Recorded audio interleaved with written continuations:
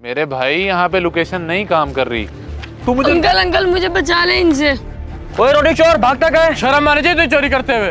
बेटा तुमने रोटी चोरी की है, ये तो बड़ी बुरी बात है। अच्छी बुरी बात हम इसे समझाएंगे, बस इसे हमारे हवाले करो। किस चीज के लिए तुम्हारे हवाले करूं? बच्चे ने रोटी तो चोरी की है, कोई तुम्हारा खजाना तो नहीं लूट लिया? चोरी चोरी होती है, चाहे खजाना हो या रोटी हो। बड़ी बात की है तुमने। उन हुक्मरानों को तो कुछ नहीं कहते जो पूरा मुल्क लूट के खा गए हैं। बच्चे ने एक रोटी का चोरी कर ली, तुम तो उसके पीछे हाथ धो के पड़ गए हो। बड़ी हमदर्दी हो रही है तो तुम दे दो उस रोटी के पैसे, हम चले जाते हैं। ये तो तुमने बहुत आसानी कर दी। बेटा कितनी रोटियां हैं? अंकल एक। ये लो 10 रुपए बनते हैं ना, 50 रख लो, जाओ। अपने पैसे तो अपने पास ही रख, और इसको तो हम बाद में देख लेंगे। चल मार। बेटा ऐसी क्या नौबत आई थी कि आपको ये रोटी चोरी करनी पड़ी? अंकल मेरे आगे पीछे कोई भी नहीं है, मुझे भूख लगी तो मैंने रोटी चुरा ली। बेटा ये क्या बात कर रहे हो? कोई भी नहीं है तुम्हारे आगे पीछे? कहाँ है तुम्हारे माँ बाप? अंकल मेरे अब्बू की अच्छी खासी जॉब थी, हम हंसी खुशी रह रहे थे, लेकिन एक दिन ऐसा हुआ। मामा मैंने भी आपके साथ जाना, मुझे भी लेकर चलें। नहीं बेटा, मैं और तुम्हारे बाबा किसी जरूरी काम से बाहर जा रहे हैं, तुम घर रहो, हम जल्दी आ जाएंगे। मगर तब तक मैं बोर होता रहूंगा, मुझे नहीं पता, मैंने भी जाना है। बेटा तुम्हारे बाबा गाड़ी में मेरा इंतजार कर रहे हैं, और तुम्हारे चाचू हैं ना घर पे, तुम तब तक इनके साथ खेलो। भाभी आप बेफिक्र हो जाए, मैं इसका पूरा ख्याल रखूंगा। बल्कि हम कहीं घूमने चलते हैं। चलो बेटा आप तैयार हो जाओ। अच्छा वाकई, फिर तो मैं आइसक्रीम भी खाऊंगा। हाँ हाँ, मेरे बेटे को आइसक्रीम भी लेकर देना। बाय बाय बेटा। बेटा रो क्यों रहे हो? आगे तो बताओ हुआ क्या? फिर उनका एक्सीडेंट हो गया। आपके भाई और भाभी का जीटी रोड पर बहुत बुरी तरह से एक्सीडेंट हुआ है और दोनों का मौके पर ही इंतकाल हो गया है। आप ऐसा करें, जल्दी से मियां हॉस्पिटल पहुंच जाएं।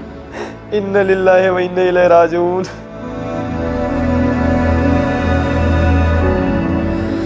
चाचू आप रो क्यों रहे हैं?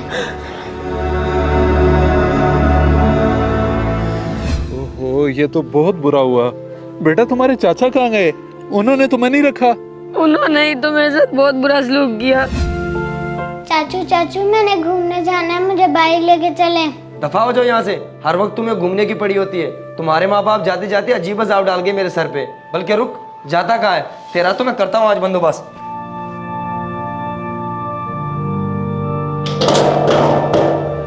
और 7 साल हो गए हैं मैं यूं ही रोडों पे धक्के खा रहा हूँ। बेटा बस फिक्र ना करो, वो अल्लाह तो देख रहा है ना। इंशाल्लाह अब तुम्हारे दिन बदल गए हैं। मैं तुम्हें अपने साथ रखूंगा। मेरी 2 बेटियां और आज से ये मेरा प्यारा बेटा है। मैं इसे अपने साथ अपने घर लेके जाऊंगा। रो मत, चलो मेरे साथ।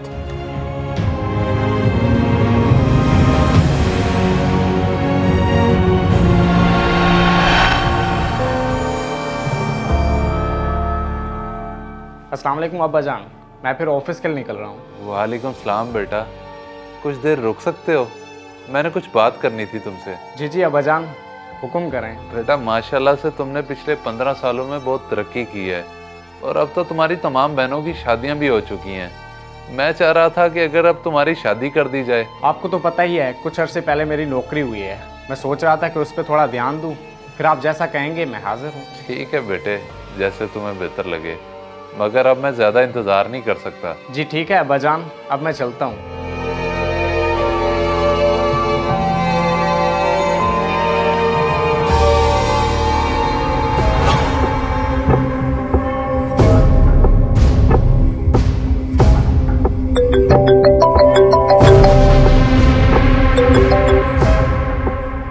रशीद साहब बहुत अरसा हो गया आपको इस मकान में रहते हुए, अब ये मकान खाली करने का टाइम आ गया है। कौन हो तुम?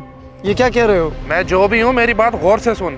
तेरे भाई के बाद अभी तक ये मकान उसी के नाम पे है। अगर ये मकान तू अपने नाम करवाना चाहता है तो इसका 30% मुझे देना होगा, वरना तू सारे से हाथ धो बैठेगा।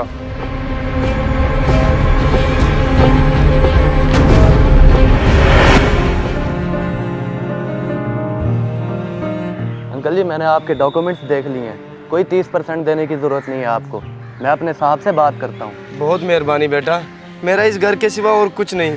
अगर तुम मेरा ये काम करवा दो तो मैं सारी ज़िंदगी तुम्हारा एहसानमंद रहूँगा। नहीं अंकल जी, एहसान की क्या बात है, ये तो हमारा काम है। बाकी हमारे एक नए साहब आए हैं, वो बहुत अच्छे इंसान हैं।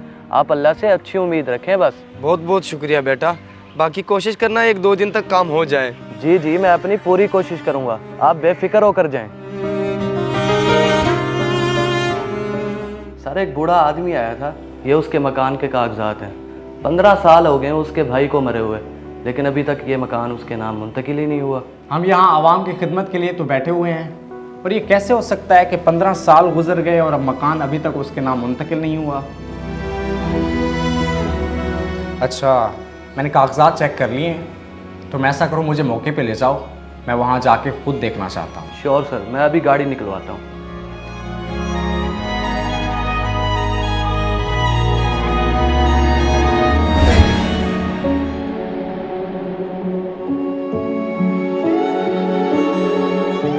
सर, ये घर है उनका। अच्छा, चलो बुलाओ उन्हें। Okay sir.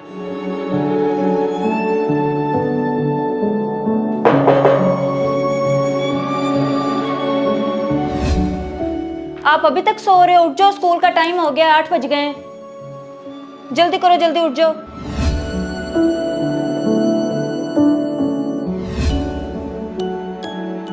बेटा घर आ जाओ, ट्यूशन का टाइम हो गया है। अच्छा मम्मा, आता हूँ। जल्दी आओ, वरना मैं तुम्हारे बाबा को बता दूंगी, फिर वो तुम्हारी पिटाई लगाएंगे।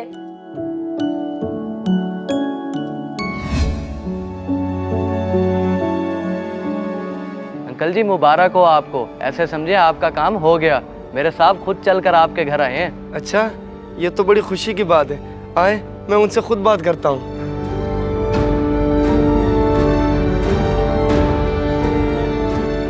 सर, आपकी बहुत नवाजिश कि आप खुद तशरीफ़ लाए।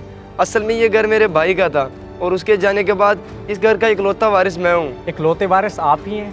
क्या उनकी कोई औलाद नहीं थी? नहीं साहब, उनकी कोई औलाद नहीं थी, मैं इकलौता वारिस हूँ। शर्म आनी चाहिए चाचा जान आपको। मैं आपका वही भतीजा हूँ जिसको आपने घर से निकाला था, और आप इस 2 टके के घर के लिए मुझसे झूठ बोल रहे हैं। क्या बेटा, तुम सारिम हो? जी, मैं सारिम हूँ। सिर्फ उस ज़ात ने मुझे इस मकाम तक पहुँचाया है, वरना मेरे अपनों ने जो मेरे साथ किया है वो आप अच्छी तरह जानते हैं। बेटा, मैंने तुम्हारे साथ बहुत गलत किया, और मैं बहुत शर्मिंदा हूँ। शायद उसी की सज़ा आज मुझे मिल रही है। चाचा जान, मैं आपको सज़ा देने नहीं आया, मैं आपको सिर्फ ये बताने आया हूँ कि आज मैं एक कामयाब इंसान हूँ और इस तरह के कई घर खरीद सकता हूँ। अल्लाह तुम्हें और नवाजे बेटा, बस मुझे माफ़ कर दो, मैंने तुम्हारे साथ बहुत ज़्यादती की। चाचा जान, मैं आपको माफ़ करता हूँ, और ये जो घर मेरी विरासत में आता है ये भी आपके नाम करता हूँ। बहुत शुक्रिया बेटे, मैं आपका ये एहसान कभी नहीं भूलूंगा। कोई बात नहीं चाचा जान, ये कोई एहसान नहीं। आपको कभी भी मेरी ज़रूरत हो तो आप मुझे बता सकते हैं।